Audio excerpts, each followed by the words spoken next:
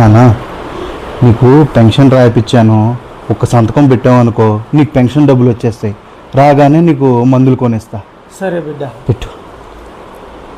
పెట్టి పెట్టి.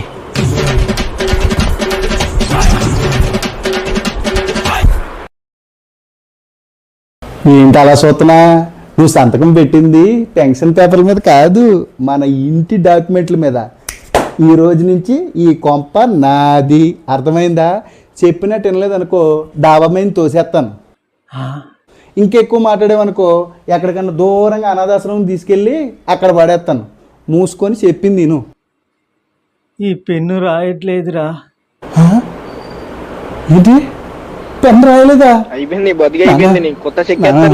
నేను చెప్పి మాటను తప్పు అయిపోయింది నాన్న, క్షమించు నాన్న. ఏదో సరదాగా జోక్ చేశాను అంతే. సరే నాన్న, నువ్వు ఏది చెప్తే అది వింటా నాన్న. అవునా? అటు తిరుగు నాన్న. ఇటా నాన్న? తిరుగుతున్నా. అయ్యో